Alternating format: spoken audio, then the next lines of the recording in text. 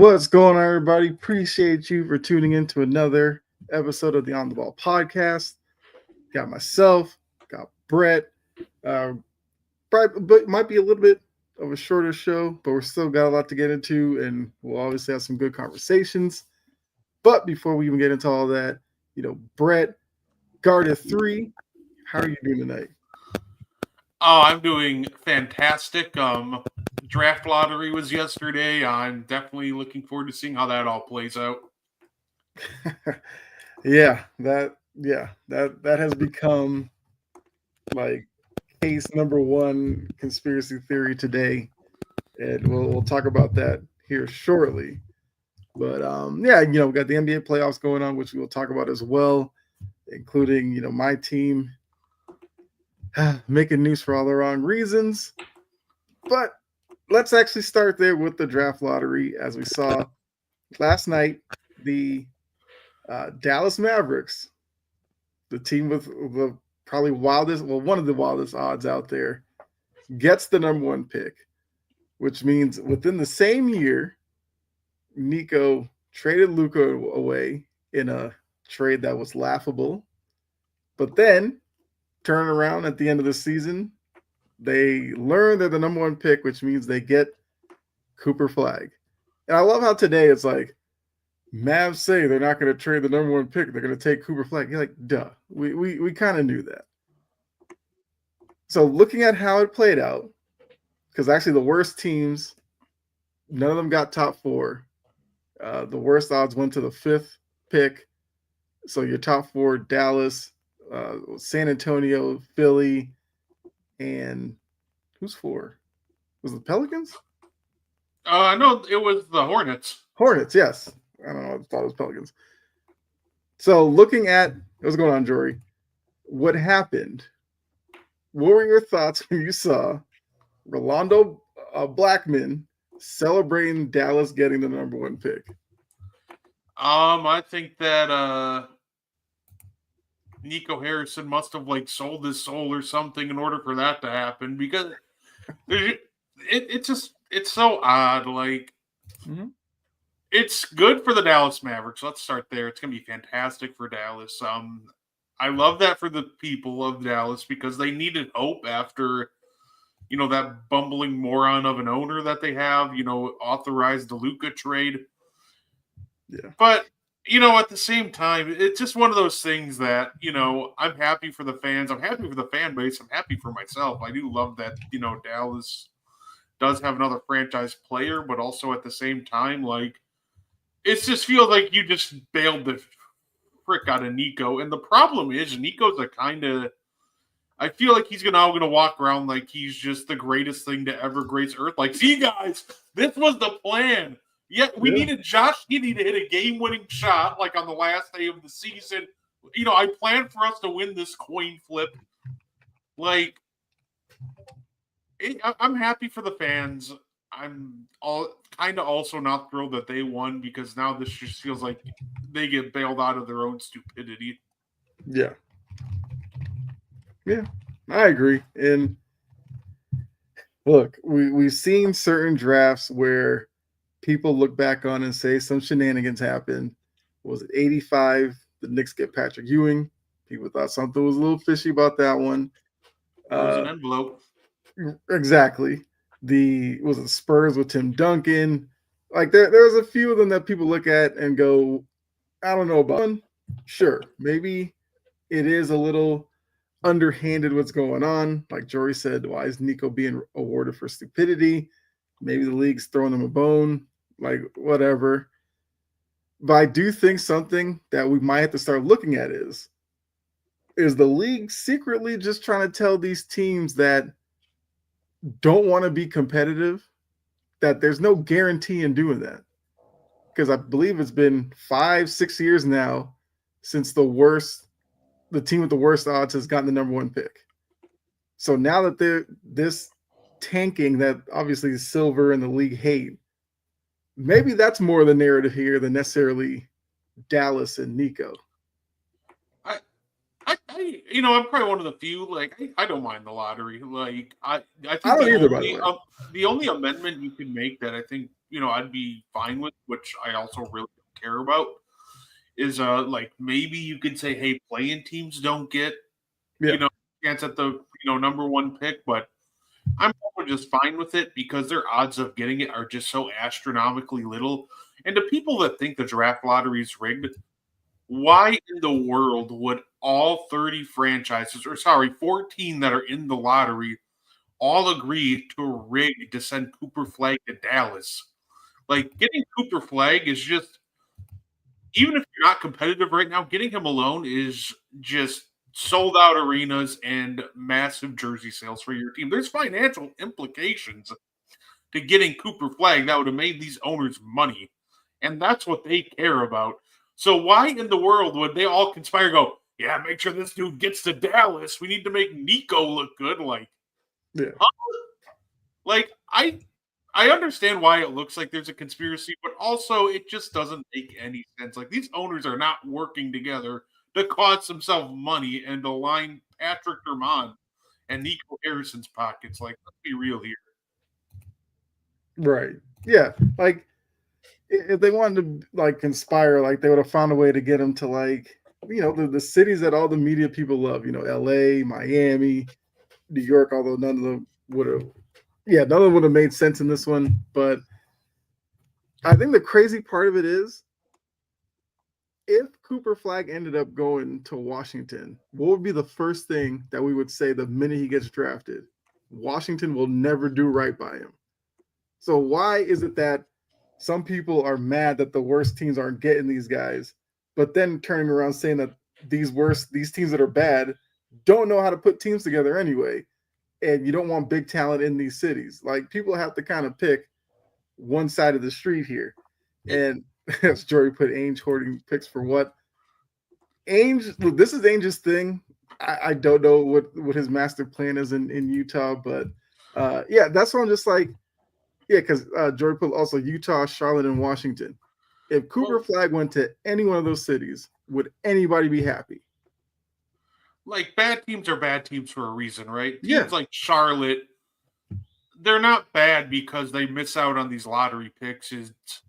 They just don't nail like really any picks. And when they do nail picks, they just don't have a plan in place for them, right? In fact, let's look at Charlotte.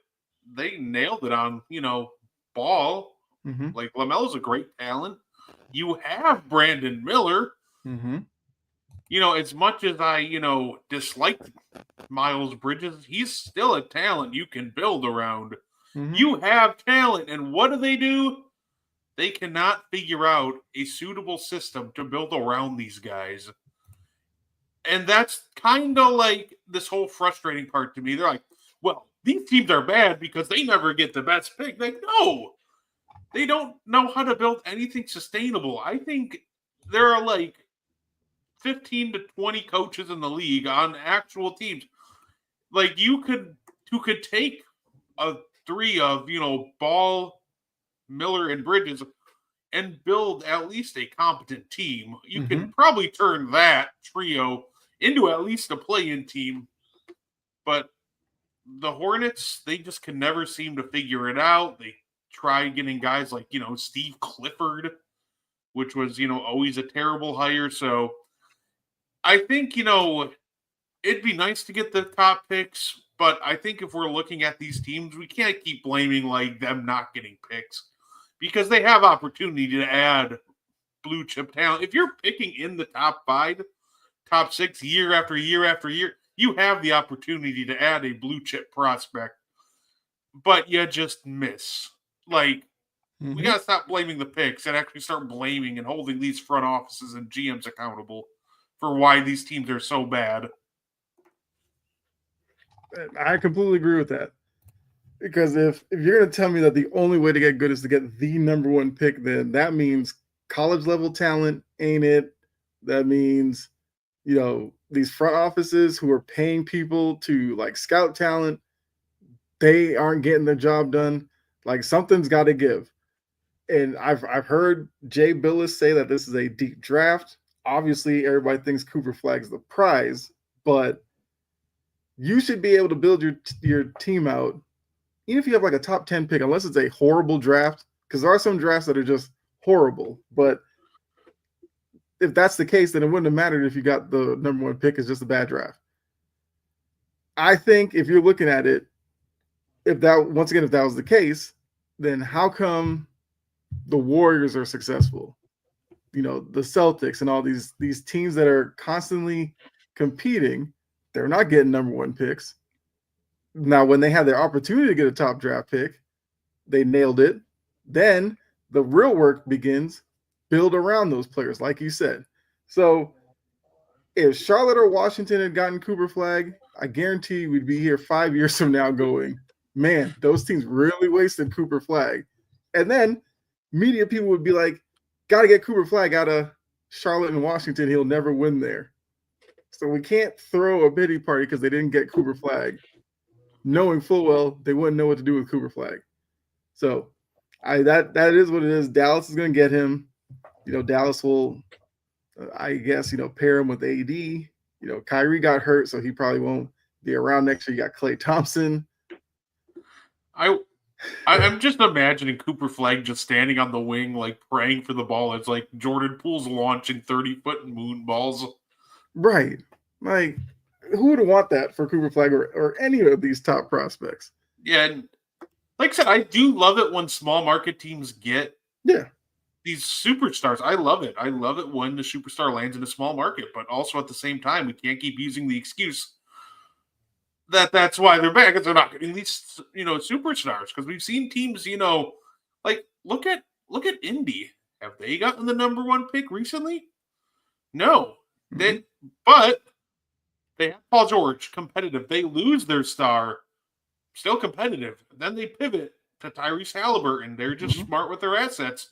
And now they're likely headed to back-to-back Eastern Conference Finals, or even just one. So, yeah, I think some of these teams just really, I think they just got to look at their scouting department and their talent evaluation. Right, exactly. Oh, all right. So, we now know that San Antonio has the number 2 pick, and like I said, Philly's got to be counting their luck on this one, because we knew that if they weren't in the top 6, I believe that pick went to OKC, which OKC doesn't need more picks, but they'd have loved it. So Sixers will have the 3rd pick. I think it's going to be interesting to see, the Sixers this offseason, even San Antonio, because I already know. I guess we'll transition to the next one before getting to the playoffs. San Antonio, Giannis, we're going to be hearing about that every day this offseason, because it's been, they've reported Giannis has supposedly said he's willing and he's open to other options. You as a Bucks fan, what do you take from that report? And I guess to you, does that mean Giannis is gone? No. Okay. Giannis, for me, I'll believe Giannis is gone when he comes out and says, hey, thanks for everything, but I'm looking for greener pastures. Like, when he does that, I'll believe he's gone. Okay. Because I've heard he does this every offseason. People just miss it. It's every offseason. He's just putting pressure on the front office to continue to build around him. Maybe this is the year he leaves. If it is, look, at the end of the day, I won't hate the guy for it. It's his career, and I'll love him regardless. But, like, last year, didn't this happen last year, Kyle? Remember? Remember what happened 2 weeks before? Guess what? It's the same thing the year before that. He does this every offseason. He just wants the Bucks to show commitment that they're willing to build around him to try to contend for titles. So I don't think Giannis is going anywhere until he comes out and says, hey, it's not working, it's over. Like, when he comes out and says it, I'll believe it. But until then, I'm taking all these reports with a grain of salt. Plus, they can't even figure out what they want. Yesterday, within like the span of 2 hours, Giannis wants to go play in a place with no income tax. 2 hours later, so Giannis was the only non-Warrior that was invited to Steph Curry's birthday party. Like, okay, Bo Callahan, like, we just went from no income tax to now he wants to play in California. Like, at this point, I won't believe anything unless I hear it from Giannis or the Milwaukee Bucks themselves. Okay. I think that's fair. And look, if that is his plan to put pressure on the front office, then this is probably the offseason where that's going to be tested the most with kind of the limitations that they have, but they could possibly get some help with some guys that are free agents if they just kind of denounce them and let them go. So if let's just say you were working the front office, he tells you that he's open to other options. Who are the teams that you would call to try to work something? If I were to trade him, that's easy. OKC or San Antonio. Okay. San Antonio, obviously have the number 2 pick and a whole lot of other assets. If I could get a young potential future star in, Dylan Harper, I can get like maybe a couple more young pieces like, Vassell. And obviously they'd probably have to throw in like Harrison Barnes and a couple of vets to match salaries and a boatload of picks because they have them. If I'm OKC, they can match that with, I think Jalen Williams would end up heading out. And then I'm guessing they'd have to either throw in Dort or like iHeart to continue to match salaries, but we know the amount of picks they have. Right. Because it doesn't make sense to completely bottom out if you're Milwaukee because the Pelicans still have our pick. So I'm first calling OKC and seeing if we can get something done where we get like J-Dub and iHeart back. And if that doesn't work, then I'll call San Antonio because they can, get us. They can get us that number 2 pick. They can get us a second lottery pick, which is something that a lot of teams can't offer. They can give us young players and future picks. So I think those got to be the top 2 teams. Yeah, I mean, I feel like those 2 would make the most sense. I'll just talk about like the Knicks or the Heat or like some of these teams. It's like, what would the Bucks want from any of those teams that would, justify getting rid of a Giannis? I know that they want to, put him in the certain cities that they love, but like Milwaukee's got to do what's right for Milwaukee. And I do hope he stays because I like the fact that him being in Milwaukee is not like one of the sexy cities of the NBA. Same way I respected Reggie Miller staying with the Pacers all of his career. Like I hope Giannis is one of those type of guys. Do we bring Gary Trent back? I think we try that. I think we do. I think if we play our cards right, I think we can offer him like a mid-level exception. I think Gary Trent, though, is going to be the priority of the offseason for us. He was absolutely fantastic for us. And I think we will prioritize bringing him back. Obviously, there are going to be other teams that can outbid us. So that's why I'm not 100% sure, but I'm like 75% sure that we'll end up bringing him back. Or say, he'll get a nice raise either way. But I hope it's through us. But I think we bring him back. Okay. Yeah, like I said, that would be a good move for them because they do have some decisions to make, and even with the guys that they do let go in free agency, they're gonna have to bring in some talent in there to hopefully get a better result than this current season where they lost in the first round. Now, transitioning to the playoffs, let's start with Minnesota. Golden State. Minnesota last night takes the commanding 3-1 series lead over the Warriors. The Warriors have already come out and said Curry is not going to play in Game 5. So knowing that, seeing how the series has kind of gone, especially with Curry out, does that series end Game 5?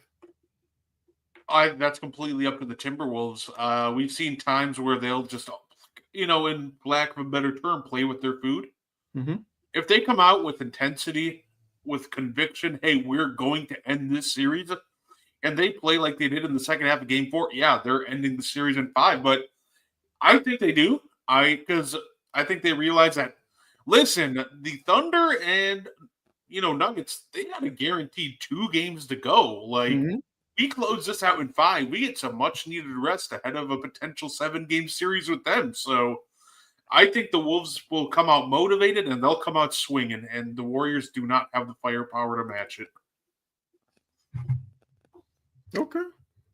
I mean, look, I feel like because of how the Warriors are right now with no Curry, I think Ant's going to be like, let's end it in 5, and I think he's going to go out there and play really well.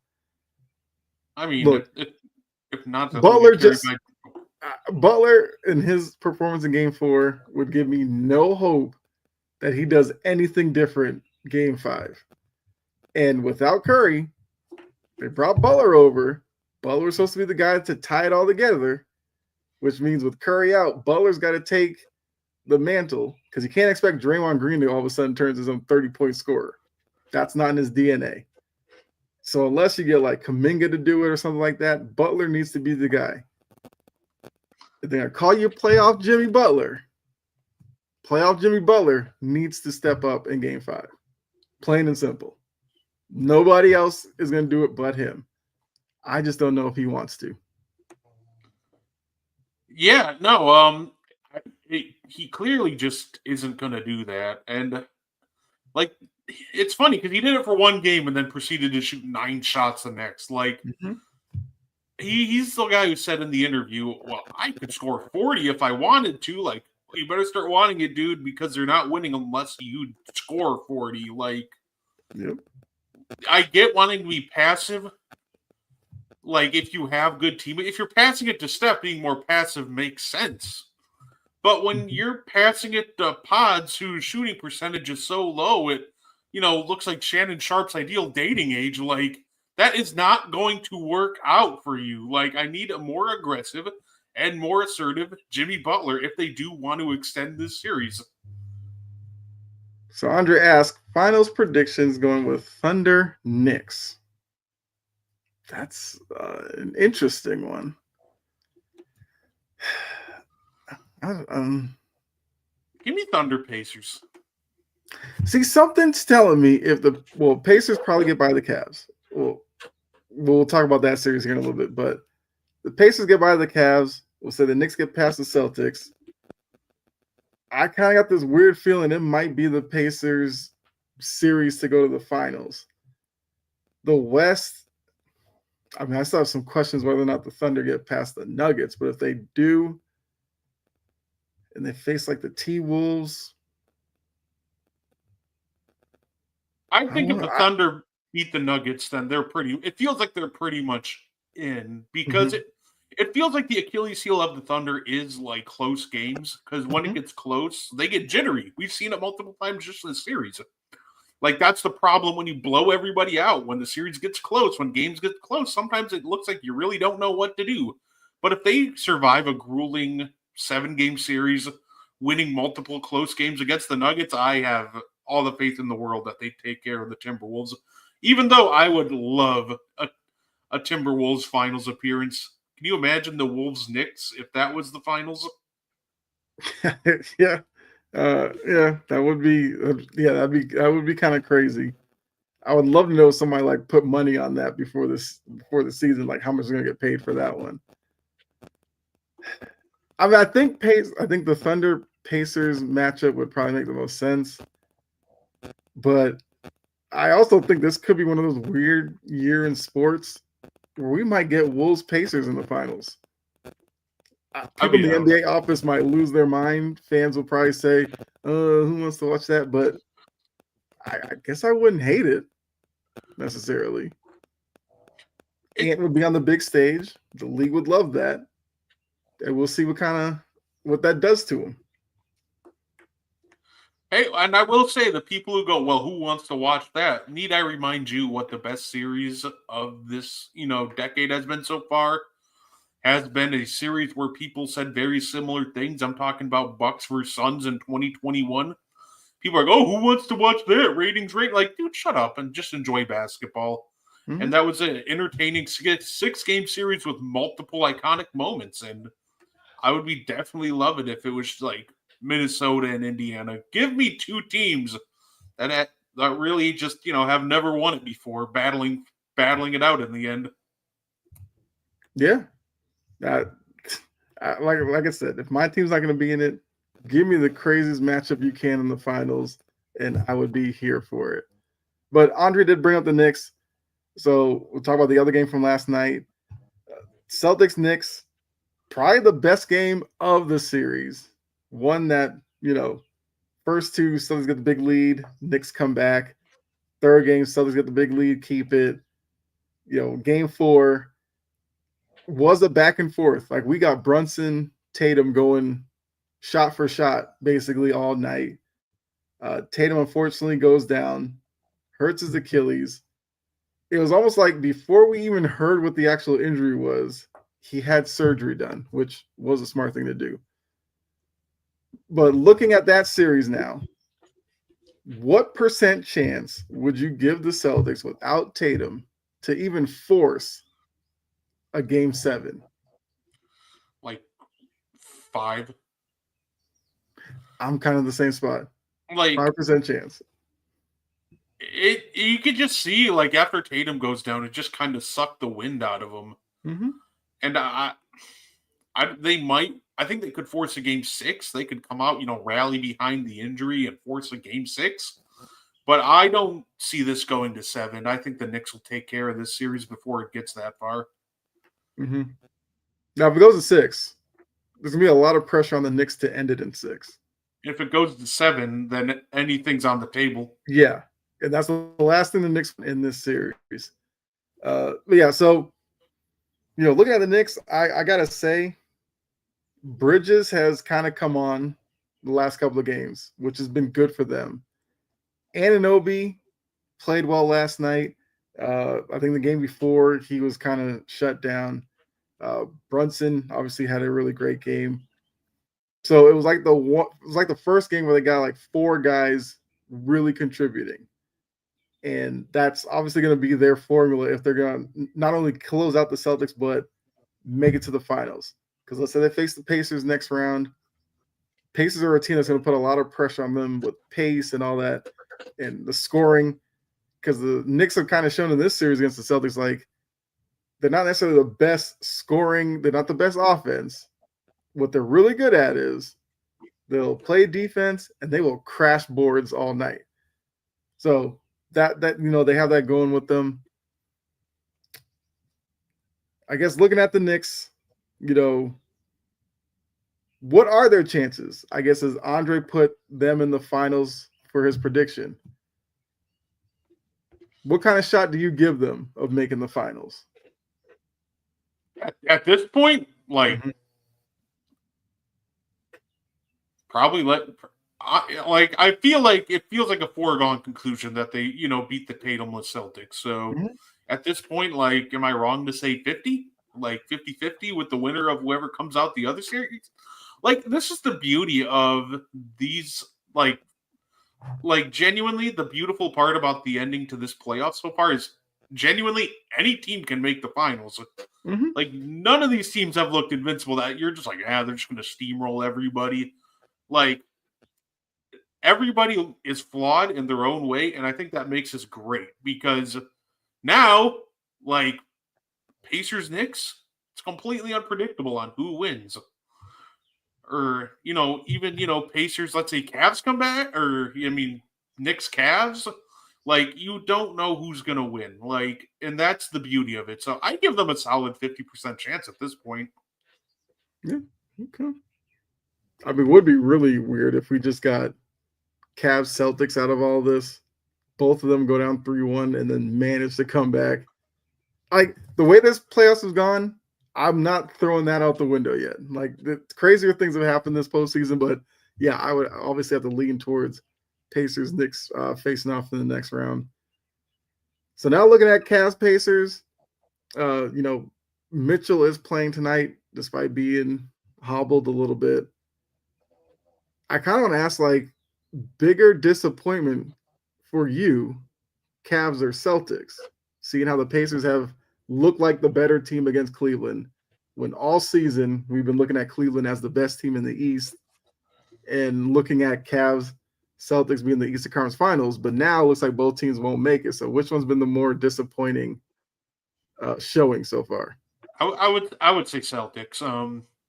The thing with the Cavs is obviously, they came into the series with Garland hurt, then literally right after game 1, they lose Hunter and Mobley. Like, the Celtics were a different story because, yeah, Porzingis, is dealing with an illness. Like, he's dealing with some health issues. But outside of that, this was like a healthy Celtics team that has handled the Knicks all year. And it's more so the way they lost that disappointed me, right? Like, it's not like they just came out and lost a close game. This is the Celtics team that is going up 20 and then proceeding to blow these leads. Like, I think this one's actually a pretty easy answer, and I think the Celtics have been a bigger disappointment. And, everybody's going to want to go, well, look at Tatum. I think you got to look at Mr., $250, $300 million man and Jaylen Brown. I think he's performed well below expectations so far in this playoffs and just in general all season. So I think it's the Celtics. And I think, if Jaylen Brown's really got to crank it up a notch if they want any chance at surviving, because he's been a massive disappointment so far. Yeah. I mean, he dealt with the foul issues last night, which obviously looking at the Tatum injury was probably the worst night to have it. But yeah, he's always going to be looked at to step up in a game 5 without Tatum, obviously. I mean, look, it's for me, teams repeating in the NBA don't happen. So it might have been against the odds that the Celtics would repeat as a champion. But I definitely see what you're talking about of them being the disappointment. I also look at it as between the Magic and the Knicks, they've probably faced the two most physical teams in the playoffs, which does not excuse how they're playing in any way. I'm just throwing that out there. I think with the Cavs, it's like the Cavs were kind of coasting all year, and I think people were kind of waiting for them to maybe take over the East from Boston. That's kind of been hanging around for a lot of seasons. They may not be the most liked by a lot of the NBA fandom. And I think like Donovan Mitchell, I think Donovan Mitchell's kind of a guy that, people are rooting for to kind of burst through and make a finals because he is seen as like a star in this league, really good scorer, been on Utah teams that were pretty good, fell short. And I think when you looked at Cleveland, it was like, maybe this is the perfect team they put around him to finally get him there. And like you said, they did deal with the Garland and Hunter stuff in this series as well. I mean, it's just because of the Pacers not being that well liked either, that people are kind of surprised that Cleveland's not beating them. I mean, I don't know. I might go Cleveland, but the injuries do kind of make their case a little bit more believable than, say, the Celtics. And look, it would have been crazy to think the Celtics were going to like beat the Knicks in 5 and beat them in a season series like 8-1. That seems hard to do against a team that's was the third seed, so they had their own good season. But I don't know, they're both disappointing in various ways. Like I said, I probably could have went Cavs. It's just a process for me. It's like it's not the Celtics are down in the series. It's the Celtics continuously go up 15, 20 points and then proceed to lose the game. Like, if they were just losing these games in close games, like, I get it. But this is a Celtics veteran-laden team that when it comes down to execute and close out teams, that's what I expect them to do. This is a championship caliber team, and they just haven't shown it this series. They seem scared anytime it gets to clutch time. That's fair. Yeah. I mean, look, games 1 and 2 were I didn't know what was going on. So I definitely get that. So yeah, like I alluded to, Tatum hurts his Achilles. Learned it's a torn Achilles. I believe I saw some doctors say that the timeline is 6 to 9 months, which means look at 9 months. You're looking at next March, I believe, or April. Obviously, with an Achilles injury, you're not going to do a lot of running or conditioning in that way. So even when he's cleared, let's say April, he's got to like ramp up conditioning. So we can basically put the nail in next year for him. He is 27, so he's still young enough that he can recover from it. Do you think the Tatum injury maybe changes the Celtics' plans in the offseason? knowing that he will miss next season. I actually think it all kinda. I think that's because I think they were trending this direction anyway, right? Like, Mhm. I think the Celtics are going to be looking to get under the second apron anyway because of Yeah. how much it limits roster flexibility. And I think the Tatum injury just kind of puts the nail in that, right? Like, I think that's just now the plan. Like, to me, the plan went from okay, I think they're going to try to shed salary to listen. We know because I think without Tatum, like this is still a playoff team. I think this team is still making the playoffs, or at least a play in. But I think what Tatum does for them is he pushes them to being a contending team. If you're not a true title contender, there's no point in paying second apron money, right? Yeah. So that I think it will to me it finalizes the plans. Like to me for sure now. I think maybe Drew gets shipped out, and I think they're gonna have a ultimatum: get under the second apron. Yeah, and I agree with that. I think that was going to be the plan anyway. I feel like that's kind of the purpose of the second apron. If you're Adam Silver, it's like, yeah, we want teams to spend money, but we don't want teams to spend money, consistently spend money, and kind of buy their way to contention. So now, if you're in the second apron, you get like 1, maybe 2 years to kind of live there before you have to get under the apron because, like you said, it limits what you can do once you get up there. Yeah, especially in that second year, like you're basically limited to like buyout market people at trade deadline, if you're lucky. And I don't know any team out here that's gonna, become contenders and title winners off of a buyout addition.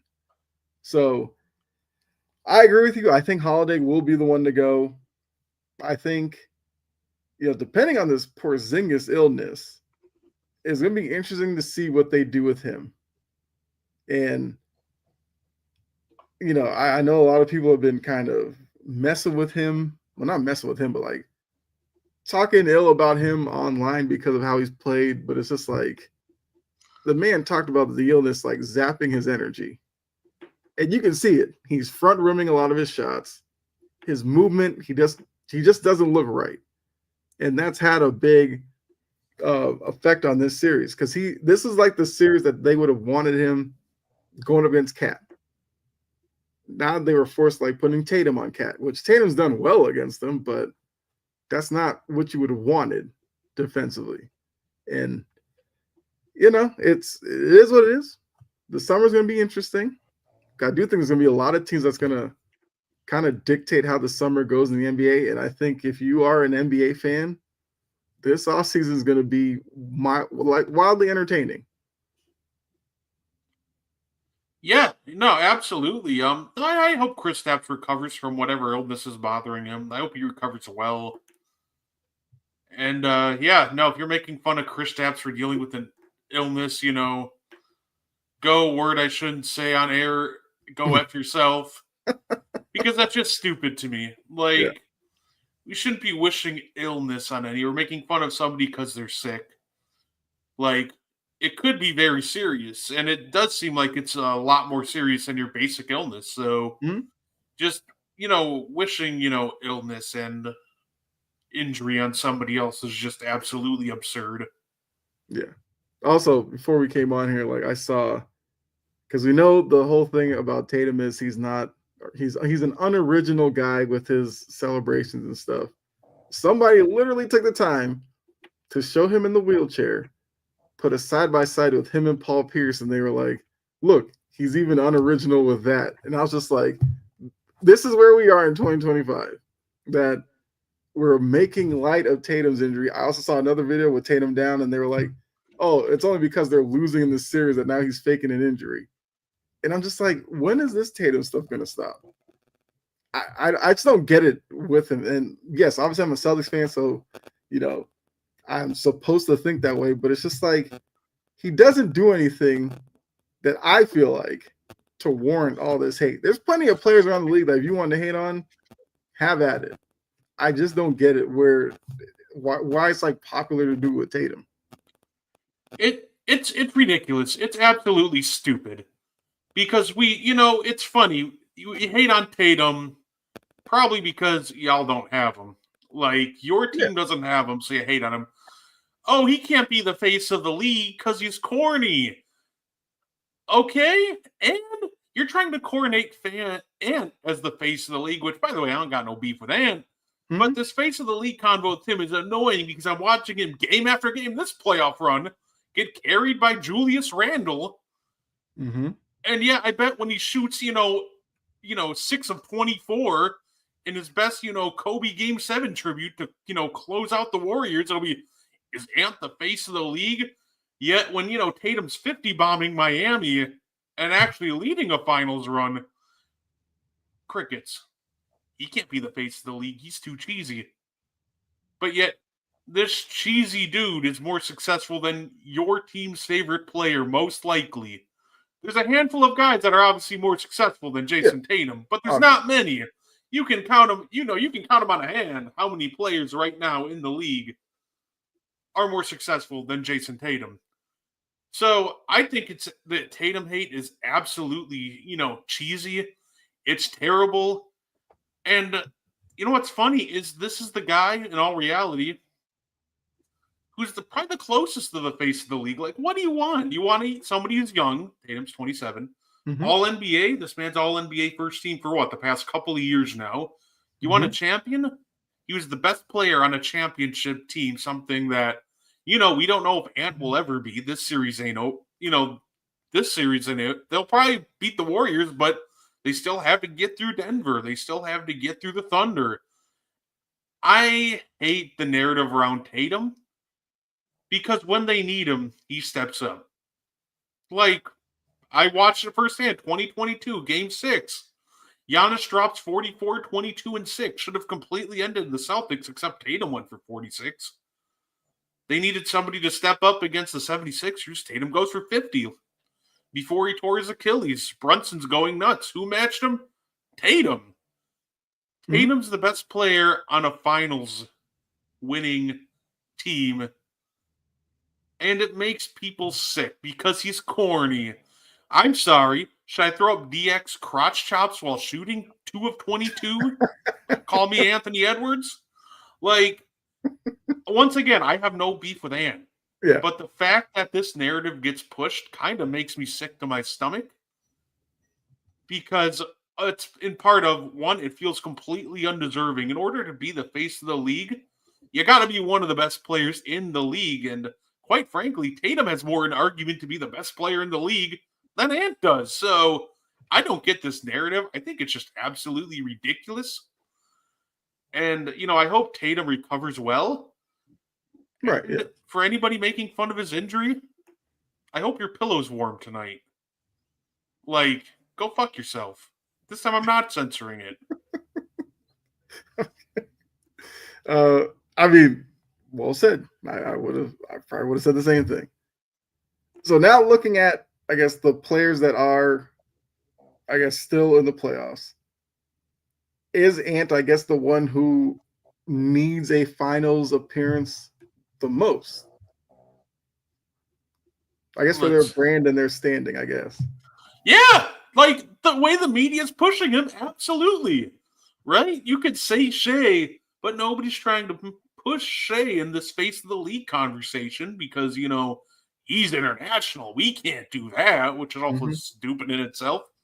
Jokic has one. It's like, what? A second one just kind of jumps him up all-time list. Halliburton, nobody, if he wins one, it's cool. But the guy who really seems to gain the most from this is Ant, because these are, he's the guy that they want to put into this light as the face of the league. So, to me, the one who probably has, ironically, the most pressure to get this done at this point, give me Anthony Edwards. Yeah, I mean, I think that would probably be the number one. Yeah, number one answer would be probably Ant. And I do think Shea, because if he is going to win MVP, I think it would look good for him, especially when some people I feel like will be ready to kind of illegitimize his MVP because they'll probably say Jokic should have won it. So I think if Shea could back it up with a finals appearance the same season, that would work for him. And look, I think you have to throw Brunson in there. partly because he's in New York. If he can get New York to the finals, that'd be a bigger deal because the Knicks haven't been there in so long. I think,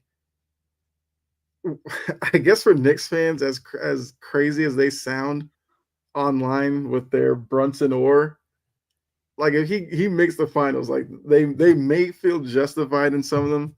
Trust me, some Knicks fans are just out there with their Brunson stuff. Like they'll boo Brunson or I don't know, like Steph or something, be like, oh, Brunson, clearly. And it's just like, okay, clearly you guys are just whatever. But I'll give you my order as to who I think from like most to least out of all ranking the team's best players. I think number one, I think it's funny because I think with the media narrative that they're trying to push around him, it's Anthony Edwards. Mm-hmm.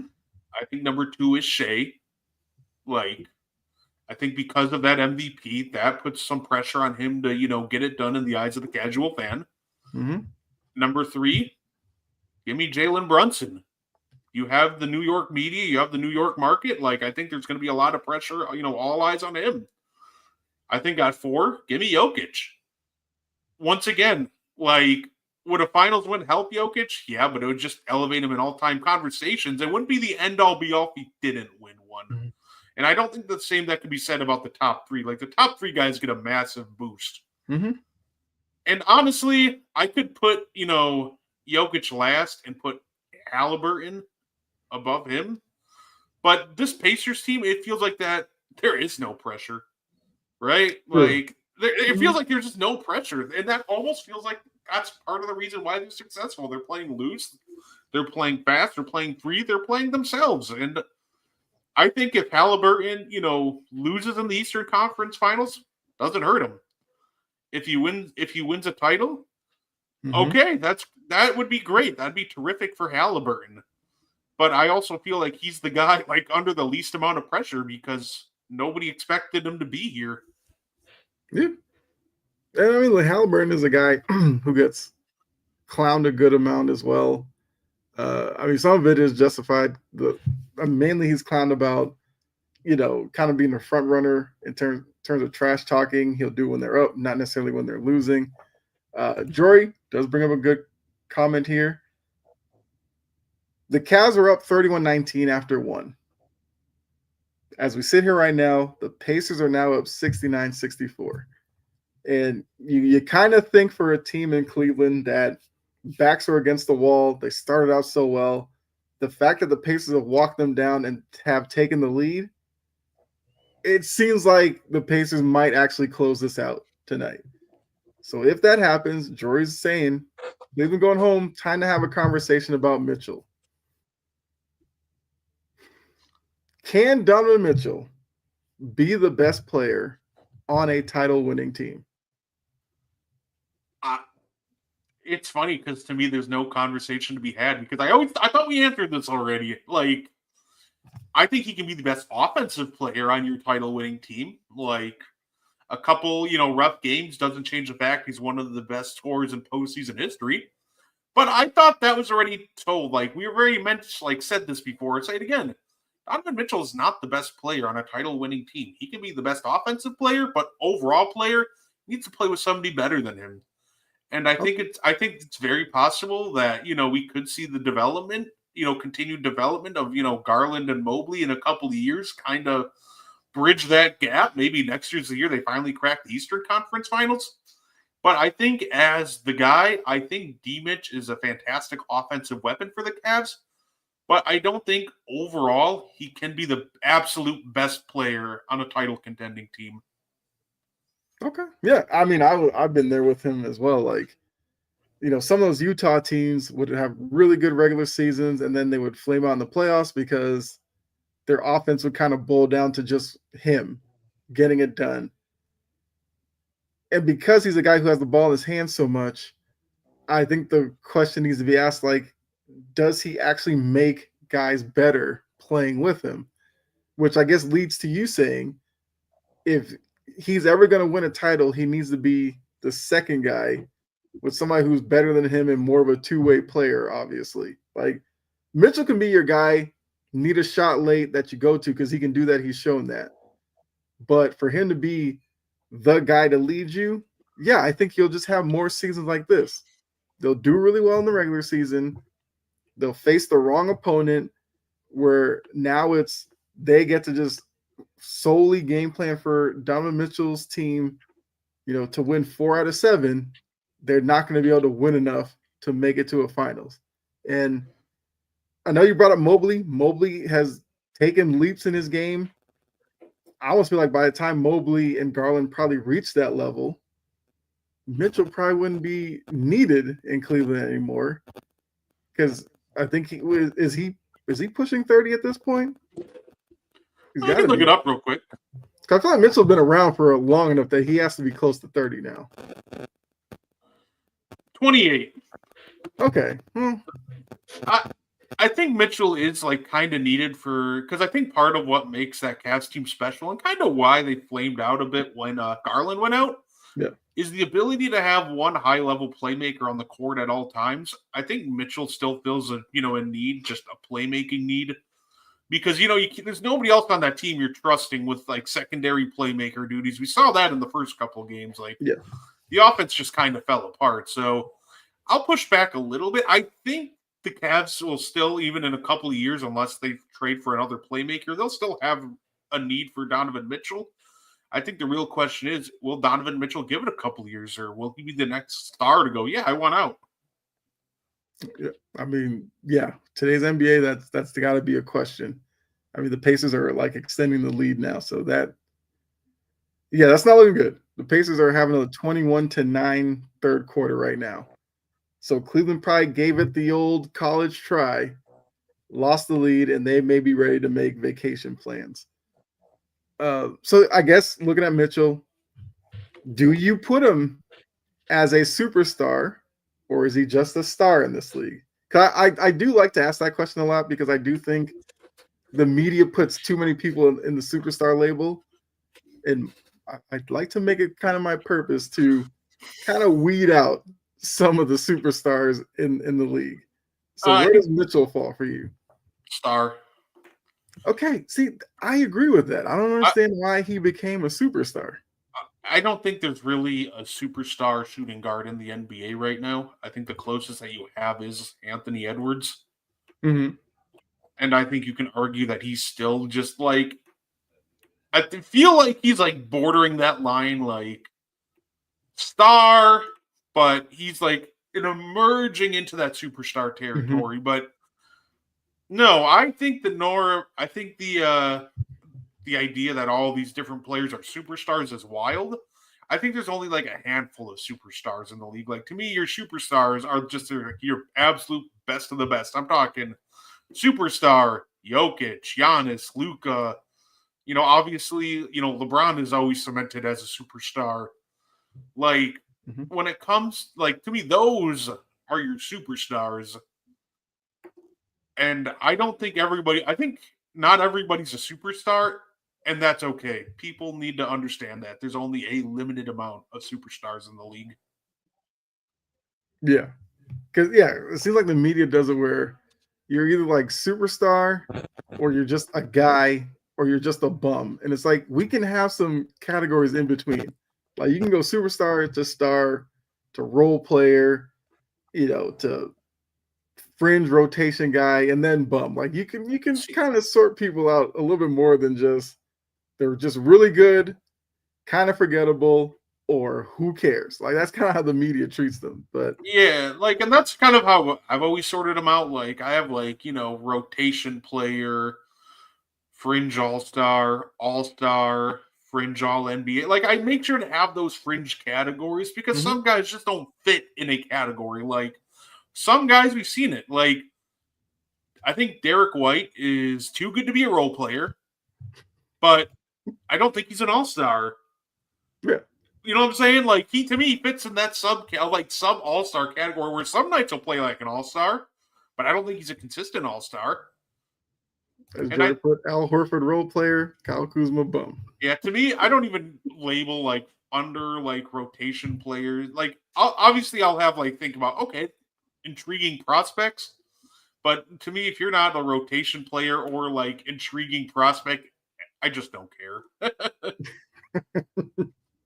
was just looking at the Cleveland numbers here because Jory put non-Mitchell minutes have been detrimental. I mean, Mitchell's got 16 points of 3 of 15 shooting. He's 0 for 7 from 3, but good thing he's 10 of 12 from the free throw line. Mobley's playing well. Strus is the guy. Look, these teams need to stop picking up these Miami Heat players and like immediately putting them into starting lineups. Max Strus will give you – Max Strus is just like Duncan Robinson. He's just like Tyler Hero.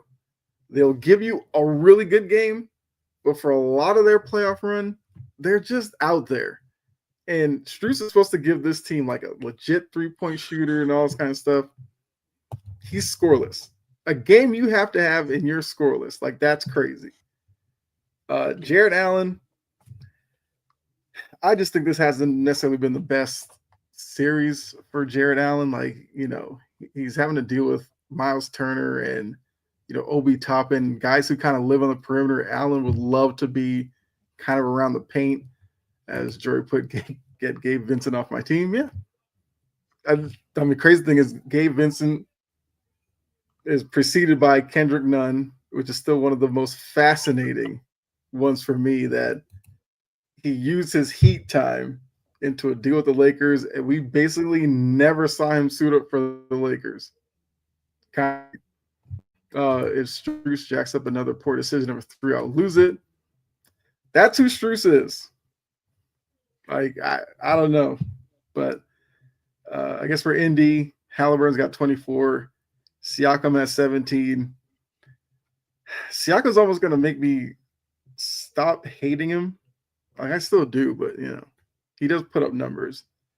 Nesmith, there's a guy I actually like watching Nesmith because he failed so miserably in Boston. I love the fact that he's gone to Indiana and has carved out a career for himself. Like, the Celtics drafted him to be like this knockdown three-point shooter. He's legitimately turned into like a really good defensive player who can knock down the occasional three. It's kind of crazy, but I give him credit. He's worked on it. Acer superpowers, all their they have playoff risers, but it's never anybody you'd expect, right? Mm-hmm. Like who leads? Like, who's the most highest percentage 3-point shooter in playoff history? Oh yeah, that's right. It's Andrew Nembhard. Yeah. Nembhard's literally just jacks up his 3-point percentage consistently. So it's not it's just a sample. He's literally just a big game merchant at this point. This man does not care until we get to the playoffs. Nesmith, he's a great driver. He just kind of bowls people out of the way, dips the shoulder a little bit. They have guys who they put together this great group of guys that just are not scared of the moment, regardless of who they're up against. Yeah, they all kind of have a bit of reckless to them, which I think helps them in not really caring about the moment. I agree with you. They're getting production out of Thomas Bryant of people. Thomas Bryant's knocking down corner threes. I'm just look, at that point, you kind of have to put your hands in the air and just go this clearly is not for us. What's going on, Mo? Strus is the Cavs enforcer. the best player for Indiana right now is Max Strus. Oh man, that's crazy. But yeah, they're now through 3 quarters and the Pacers have an 85-76 lead. So that series might be done tonight. It's kind of crazy, but I think we touched on all the playoff series. Yeah, we touched on, I guess, who could benefit from a title run. Which I guess when you were talking about, Ant kind of as a star budding on a superstar level, that might be what keeps him from reaching superstar level. If he makes the finals, has a great finals, I think some people would probably be ready to bump him up to a superstar. But I don't know. I kind of agree with you. I would stick him in star because I feel like the media needs to be more selective. You can't have half the league be a superstar. That's kind of crazy. But I don't know. Playoffs have been wild times 10. these playoffs will be remembered in like 10 years for how crazy it was. I'm here for it. Even if that means that my team is going to flame out in the second round, I just kind of like the unpredictability. And then you throw in the draft lottery with this season. Like this season, someone needs to write a book on it. Brunson might get there before Ant. That's fair. Brunson has an easier path. Like Indiana's no pushover, but Indiana's still like a tier below like OKC if they run into them. And if Denver dispatches OKC, like you're gonna get a confident Denver Nuggets. Like, ooh, that's terrifying. Mm-hmm. I mean, Pacers Knicks would be intriguing because it's like two styles. The Knicks like obviously the physicality, kind of slowing the game down with a little bit of transition ball kind of thrown in there. While the Pacers, if the Pacers could, they would run for 48 minutes, jack up like 150 shots, and dare you to keep up with them. I think that's, and look, you got Turner and Cat, who are pretty similar in the way that they play. So it'd be kind of interesting to see those two going against each other. I don't know. Yeah, that I could be buying into that series. I don't know. We'll see. I hope Brunson doesn't get there ever. Listen, the Knicks' biggest fan, Stephen A. Smith, needs it for the city. That's the thing that keeps me from really wanting to root for the Knicks. One, because I am from Boston, can't root for New York anyway. But you imagine how insufferable Stephen A. will be every morning on First Take if the Knicks are in the finals. I can't handle that right now. I can't. Yeah, you know what? It's funny because Knicks, if they make it to the finals, I probably have to apologize about, for all my Mikal Bridges trade slander. So part of me wants the Pacers to win, so I'm gonna have to apologize for saying the Mikal Bridges trade was terrible. But if you make the finals with it, like, hey, it worked out for you. So, like, there's like 5 games separating me having to eat my own words. So at this point, I'm almost like, come on, Indiana, I believe in you. Right? Yeah. I mean, look, the potential's there for some interesting storylines. I mean, Mo just put if you had Knicks versus Wolves, you would literally get Cat Randall the year of the trade. Like it's crazy. You could get, I don't know, Thunder Knicks. You'd have Hartenstein, who was dealt from left the Knicks and went to the Thunder. You'd have that. Like Knicks Wolves would just be objectively hilarious because I'm just imagining like, Brunson and Halliburton having to run efficient offense or trying to. And then we're just going to have, like I said, he's having a fantastic series, but watching Julius Randle and Mikal Bridges have like a mid-range battle, like who can knock down the most contested mid-rangers in the series would be terrific. Yeah. I mean, that would probably be the thing for me. Knicks Wolves would be, I'd have to probably eat my words on Randall and Bridges, like you said, because I was one of those who clowned them for the Bridges move as well. Like, I don't know what I would do with those two men in the finals. I want the. I'll say listen. I'm hoping that I said that Julius Randle. It's funny because with Julius Randle, I thought that he'd could be a really good player on a really bad team. I was unsure of his impact to winning basketball, especially with how he dropped in the playoffs. I'll give him his flowers right now. He's completely proved me wrong, and I hope he makes it to the finals. Listen, as much as like I talked about Ant, I still want the Wolves to win the finals, ironically, because that would do wonders for my Rudy Gobert agenda. Yeah. Although Alex Rodriguez does own the Wolves now, I can't root for Alex Rodriguez either. So Wolves have that going against them. Wait a minute, but counterpoint, we need Mike Conley to get a ring before he retires. I do like Mike Conley. I could root for Mike Conley. There we go. This is a good point here. You get Brunson and SGA in the finals. Who gets to the line more? I think SGA does, but there's gonna be crazy free throw numbers in that series. I just want to be right about OKC. No, that's fair. I respect it. That sounds like me with the Knicks. Like, I just want to be right about, Bridges and catch rate. So, Yeah, the Boston in me just loves New York misery, so that's what I root for. But yeah, I don't know. But that's kind of all I had. Like I said, we're gonna do a shortened show. I had some technical difficulties on my end, so we started a little bit later. I know you got your show to get ready for, which I guess let them know what you got coming up here shortly. Yeah. Coming up, we have the Meaty Boys podcast. It's a 4-point game now. Yeah, we have the Meaty Boys podcast. We're gonna start off with a tribute to a pioneer of hardcore wrestling who unfortunately passed away in Sabu. Then we're gonna talk, some Backlash, Saturday night's main event. It's gonna be a good time. Definitely, if you're a fan of professional wrestling, definitely join us. Check us out. Yeah, I mean, I think I was watching like ECW. I remember Sabu. He was the dude who would just throw chairs at people. Oh yeah. I respect that. Yeah, so you guys got to tune in for that. If you are wanting your wrestling fix, check out Mo and Guardy 3 right after us. I will be back on here Friday with Jory, who you've seen in the comments, for Passion and Precision. We will have a lot to talk about on Friday.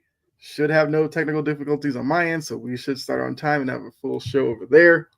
I have a feeling final burn this week on the show might be a little entertaining.